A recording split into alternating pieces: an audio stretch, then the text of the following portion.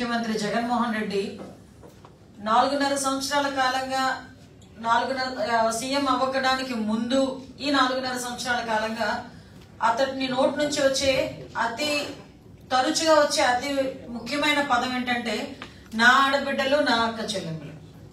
అరే నా ఆడబిడ్డలు నా అక్క చెల్లెములు అనేటప్పుడైనా కనీసం సిగ్గు శరం ఉండాలి అన్న విషయాన్ని కొన్ని గణాంకాలు అదేవిధంగా కొంతమంది reports at the same time కొన్ని జరుగుతున్న సంఘటనలు దృష్టి పెట్టుకుని కూడా ఆ పదాలు ఉపయోగించడానికి అతను అర్హుడా కాదా అనే సంగతి కూడా అతను కూడా ఆలోచించుకోవాలి. అట్ ద సేమ్ టైం ప్రజలు కూడా ఆలోచించుకోవాల్సిన అవసరం ఉంది.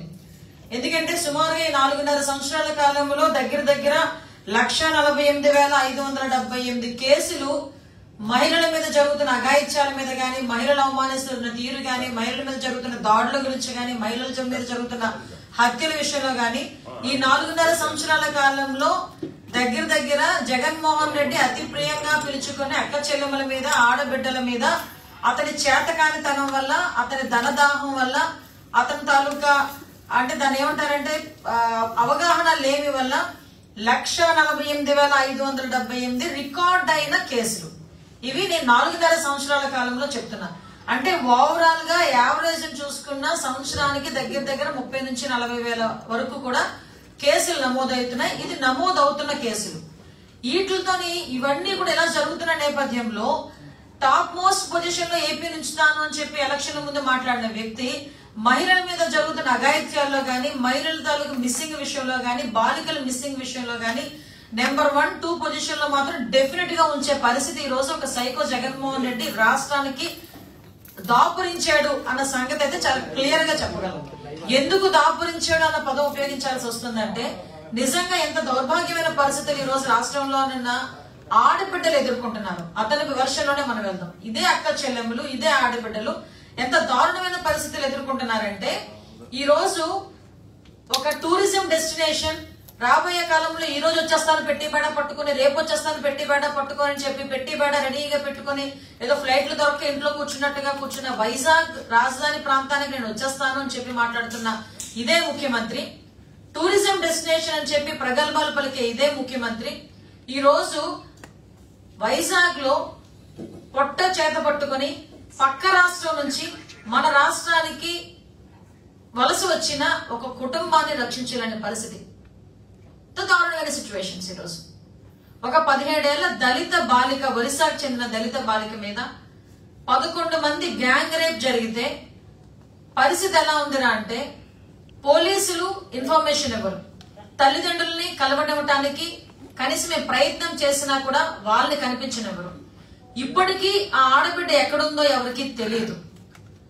ఒకసారి డిసెంబర్ 18వ తారీఖున ఆ తల్లిదండ్రులు ఆ అమ్మాయి కనిపించట్లేదని 4th టౌన్ పోలీస్ స్టేషన్ లో ఆ అమ్మాయికి రిపోర్ట్ ఇస్తే ఆ అమ్మాయి 18వ తారీఖు 19వ తారీఖుల్లో పట్టుకోవలసిన ఆ అమ్మాయిని ట్రేస్ చేయాల్సిన పోలీసులు నిమ్మకి నీరెత్తినట్టు కూర్చోవటం వల్ల, వాళ్ళ తాలూకా వైఫల్యం వల్ల 11 మంది ఆ అమ్మాయిని గ్యాంగ్ రేప్ జరిగిందంటే నిజంగా దీని తాలూకా తప్పు మనం ఎవరి మీద పెడతాం, ఎవరి మీద మనం మాట్లాడుకోవాల్సిన పరిస్థితి ఈరోజు వచ్చింది.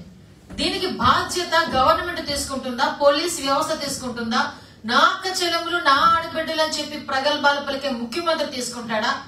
దళితురాలను అయి ఉండి కూడా నేను హోమ్ మినిస్టర్ గా ఉండి పనికిరాని ఒక హోమ్ కే పరిమితమైన మినిస్టర్ అనుకుంటున్నా ఆ హోమ్ మినిస్టర్ తీసుకుంటారా? ఏదో దొంగలు పడ్డ ఆర్డర్లకి కుక్కలు మొరిగినట్టు ఇక్కడ ఆల్రెడీ కేసు ఫైల్ చేసేసిన తర్వాత మహిళా కమిషన్ అతి ముఖ్యంగా స్పందించేసి సుమోటాగా తీసుకున్నాను ఈ కేసుని అని చెప్పి మాట్లాడుతున్న పరిస్థితి చూస్తూ ఉంటే జనాలు ఏమైనా ఎర్రోలు అనుకుంటున్నారా? నిజంగా చాలా బాధ అనిపించిందండి. డిసెంబర్ 30వ తారీఖున రాత్రి ఈ విషయం ప్రెస్ లోకి వచ్చినట్టుంది. ఐ థింక్ సో 31 మధ్యాహ్నానికి మేము అరెస్టు చేశామని చెప్పి పోలీసులు చెప్పారు. 31 మధ్యాహ్నానికి మా మహిళా కమిషన్ చైర్పర్సన్ అప్పుడు నిద్ర లేచినట్టుంది. మరి బయటకు వచ్చి నేను సుమోటాగా తీసుకున్నాను ఈ కేసుని, పోలీసులు చెప్పలేదండి. సుమోటాగా ఆ కేసు తీసుకుంటున్నాను అంటే పోలీసులు ఆల్రెడీ అప్పటికే కేసు ఫైల్ చేసి ఉన్నారు. కేసు ఫైల్ చేసామని చెప్పారు. అది కూడా బయటికి ప్రెస్ కి కూడా ఎక్కడ కూడా బయటికి వాళ్ళు రివీల్ చేయలేదు. మహిళా కమిషన్ చైర్పర్సన్ మాత్రం బయటకు వచ్చేసిందండి. చెప్పాను కదా అప్పుడే నిద్ర లేచినట్టుంది. చక్కగా పౌడర్ రాసుకుని బయటకు వచ్చి మేడం గారు చెప్తారు నేను ఈ ఇష్యూ మీద సుమోటాగా తీసేసుకున్నాను, సుమోటాగా తీసుకుని కూర్చొని దీని మీద ఎంక్వైరీ చేయమని నేను సిపికి ఆర్డర్స్ పాస్ చేశాను అనేది. ఎందుకు రాకూడదు? 11 మంది గ్యాంగ్ రేప్ జరిగితే ఒక మహిళా కమిషన్ చైర్పర్సన్ విజయవాడలో కూర్చొని అక్కడి నుంచి ఆర్డర్స్ జారీ చేస్తుందా? సిగ్గుందా కమిషన్ కి? సిగ్గుందా ఆవిడకి? కనీసం ఈ రోజు వరకు వైజాగ్ వచ్చి ఆ కుటుంబాన్ని ఎందుకు పరామర్శించలేదు? ఆ కుటుంబాన్ని తాలూకా నేపథ్యం కానీ కుటుంబ సభ్యులు కానీ ఎందుకు ఈ రోజు వరకు ఎవరిని కలవనివ్వట్లేదు? దళిత హోమ్ మినిస్టర్ మాట్లాడితే దళిత హోమ్ మినిస్టర్ అని చెప్పి చెప్పుకునే హోమ్ కే పరిమితమైన హోమ్ మినిస్టర్ ఇప్పుడు ఎక్కడుందో కూడా ఇప్పుడు ఏదో యాడ్ వేయించాలి, కనబడట్లేదు హోమ్ మినిస్టర్ అని చెప్పి. ఎందుకంటే ఈ మధ్యకాలంలో కనిపించట్లేదు. ఎంత దౌర్భాగ్యం అంటే ఇంకో 3.5 నెలల తర్వాత మీ పదవీ కాలం అయిపోతుందిరా అని సాధారణంగా ఎవరైనా అనుకుంటారు 5 సంవత్సరాల కాలంలో. వైఎస్ఆర్సీపీ వాళ్ళ దౌర్భాగ్యం ఏంటంటే ఈ టికెట్లు మార్చేసరికి 3.5 సంవత్సరాల ముందే వీళ్ళకి పదవీ కాలం అయిపోయినట్టు ఇంట్లో కూర్చుంటున్నారు. దళిత హోమ్ మినిస్టర్ ఈ రోజు ఒక దళితురాలు పక్క రాష్ట్రానికి సంబంధించిన వ్యక్తి అమ్మాయి చిన్న పిల్ల 11 మంది కలిపి రేప్ చేస్తే ఆ అమ్మాయి గ్యాంగ్ రేప్ జరిగితే ఈ రోజు వరకు దాని గురించి ఆవిడ ఒక స్టేట్మెంట్ ఇవ్వలే. వచ్చి కలవటం అనేది పక్కన పెట్టండి, బయటకు వచ్చి ఒక స్టేట్మెంట్ దీని గురించి ఇవ్వలే.